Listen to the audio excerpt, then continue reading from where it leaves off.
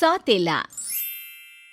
ये कहानी हरिनिवास की है, जहाँ स्वर्ग सिधार चुके हरिप्रसाद जी का परिवार रहता है। हरिप्रसाद जी की पहली पत्नी बेटे को जन्म देते हुए भगवान को प्यारी हो गई थी। अब नन्हे से बच्चे की देखभाल के लिए उन्होंने दिल पर पत्थर रखकर दूसरा ब्याह रचा लिया। दूसरी पत्नी सुभद्रा से उन्हें शादी के 4 सालों बाद 3 बेटियां हुई। धीरे धीरे समय बीतने लगा। बेटा सुदर्शन अभी 20 साल का ही था कि एक दिन हरिप्रसाद जी स्वर्ग सिधार गए और पीछे छोड़ गए एक कच्ची गृहस्थी की अनगिनत जिम्मेदारियां। ये तो चले गए, अब मेरी तीनों बेटियों का क्या होगा? न सर पर पक्की छत है, न कोई रोजी रोटी का साधन है। क्या करूं, कुछ समझ में नहीं आ रहा। अब चिंता मत करो माँ, मेरा ग्रेजुएशन का रिजल्ट आने ही वाला है। मैं कोई नौकरी ढूंढ लूँगा। सबकी जिम्मेदारी अब मैं संभालूंगा, आप निश्चिंत रहो। सुदर्शन एक के बाद एक कई जगह इंटरव्यू देने के लिए जाता है, लेकिन सफलता नहीं मिलती। मैं इतनी कोशिश कर रहा हूँ, लेकिन कहीं नौकरी नहीं मिल रही। क्या करूँ, मेरा तो दिमाग ही काम नहीं कर रहा। मेरी सलाह मान तो तू कोचिंग में पढ़ाना शुरू कर दे और साथ में सरकारी नौकरी की भी तैयारी करता रहे। अगर तेरी जॉब लग गई तो तेरी सारी प्रॉब्लम सॉल्व हो जाएगी। सुदर्शन को दोस्त का सुझाव अच्छा लगता है और वो एक कोचिंग सेंटर में बच्चों को पढ़ाने लगता है।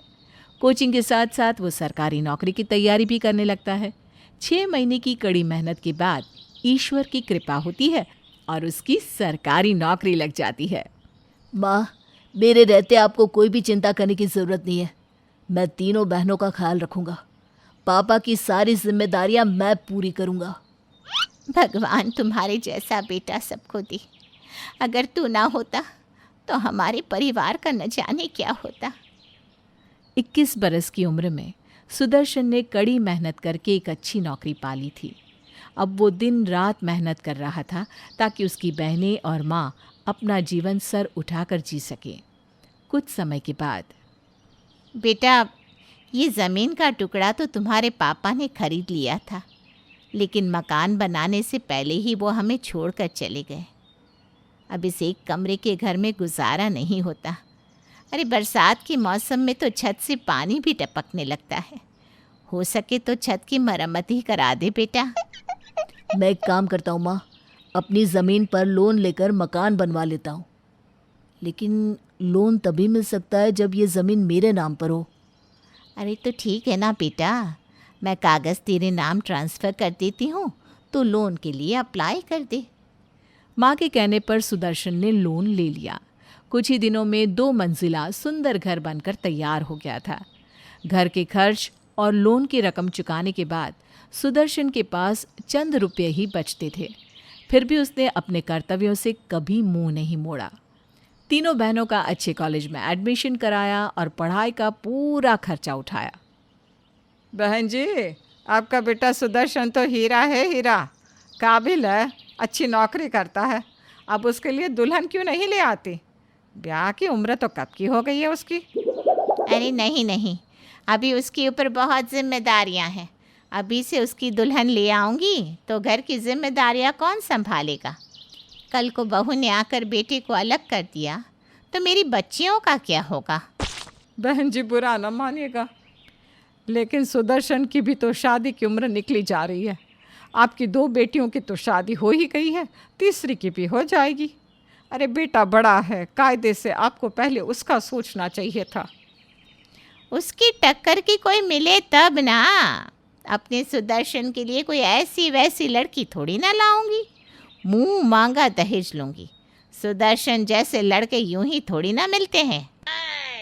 माँ, आप ऐसी बातें क्यों करती हैं? मुझे कोई दहेज नहीं चाहिए और मैं आपको पहले भी कई बार बता चुका हूँ कि मैं विनीता को पसंद करता हूँ, उसी से शादी करूँगा।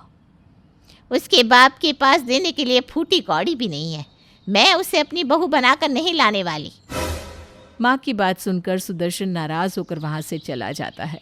कुछ समय बाद सबसे छोटी बहन की शादी भी हो जाती है। सुदर्शन भी अब 32 साल का हो गया था। विनीता, माँ की हाँ का इंतज़ार करते करते तो 7 साल बीत गए। अब बस तुम हाँ कर दो, हम शादी कर लेते हैं। माँ के इनकार करने पर भी सुदर्शन विनीता से शादी कर लेता है और उसे दुल्हन बनाकर घर ले आता है। बस उसी दिन से माँ और तीनों बहनें सुदर्शन और विनीता के बिल्कुल खिलाफ हो जाती है और उसके साथ सौतेला व्यवहार करने लगती है। देखा माँ, इस 2 कौड़ी की विनीता के लिए भैया ने आपकी और हमारी नाक कटवा कर रख दी। पता नहीं इस छिपकली ने भैया पर क्या जादू कर दिया। 7 साल हो गए लेकिन भैया इसे नहीं भूले। अरे फंसाया है इस कलमुही ने। सरकारी नौकरी वाला लड़का मिल गया मुफ्त में, और क्या चाहिए। इस विनीता को तो मैंने तारे ना दिखा दिए तो कहना। कुछ दिनों में सुदर्शन ने इसे धक्के देकर बाहर ना किया तो मेरा नाम भी सुभद्रा नहीं। अब तो सुभद्रा ने जैसे कमर कस ली थी। वो बेटे सुदर्शन के सामने तो बहू विनीता से बहुत अच्छा व्यवहार करती, लेकिन बेटे के जाते ही उनके रंग ढंग बदल जाते। विनीता, माँ ने तुम्हें अपना लिया, मैं इस बात से बहुत खुश हूँ। मैं ना कहता था शादी के बाद माँ मान जाएंगी। तुम्हारी खुशी में ही मेरी खुशी है सुदर्शन। मैं जानती हूँ तुमने जीवन में कितना संघर्ष किया है, इसलिए तुम्हारी माँ की असलियत बताकर तुम्हें दुखी नहीं करना चाहती। कुछ दिन इसी तरह बीत जाते हैं। एक दिन सुभद्रा और आरती मिलकर एक षड्यंत्र रचते हैं और मौका पाकर छोटी ननद घर के कागज़ ले जाकर भाभी की अलमारी में रख देती है। थोड़ी देर बाद, बेटा आरती, मैंने मकान के कागज़ यहीं अलमारी में रखे थे, कहाँ चले गए। माँ, अभी थोड़ी देर पहले मैंने भाभी को आपके कमरे से निकलते हुए देखा था। क्या कहा? चुट्टी कहीं की। मुझे पता था ये भिखारियों के घर की लड़की ज़रूर कोई छोटी हरकत करेगी। अभी बताती हूँ इसको। माँ, ये कैसा शोर मचा रखा है, क्या बात है? ऐसा क्या कर दिया विनीता ने? तू बस मुझे इसकी अलमारी की तलाशी लेने दे, सारा दूध का दूध और पानी का पानी हो जाएगा। सुभद्रा तेजी से विनीता की अलमारी खोलती है और कपड़े उलट पलट कर देखने लगती है। ये देख बेटा, मकान के कागज़ ये चोरनी चुरा कर यहाँ लेकर आई है। वो तो आरती ने देख लिया, नहीं तो पता नहीं ये क्या करती। मैंने आज तक आपकी अलमारी को छुआ भी नहीं माँ जी। मैंने कोई चोरी नहीं की। ये चोरी क्यों करेगी माँ? ये खुद इस घर की मालकिन है, सब इसी का तो है, इसे चुराने की क्या जरूरत है? अच्छा, माँ के जीते जी तू इसे मालकिन बता रहा है। बहुत बढ़िया बेटा, तू तो पक्का जोरू का गुलाम निकला। और कान खोल कर सुन ले, ये मकान मेरा और मेरी बेटियों का है। माँ बाप तो चले गए, इस मुसीबत को मेरे गले बांध गए। बेटे को बहू का साथ देता देख सुभद्रा आग बबूला हो जाती है और अपने कमरे में लौट आती है।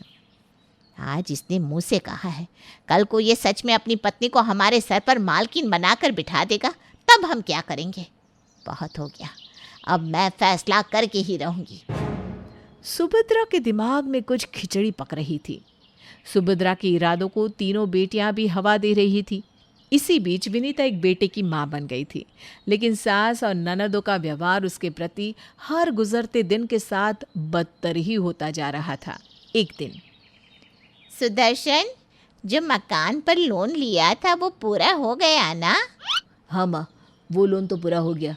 अभी छोटी की शादी के लिए जो 15 लाख का लोन निकाला था ना, वो चल रहा है।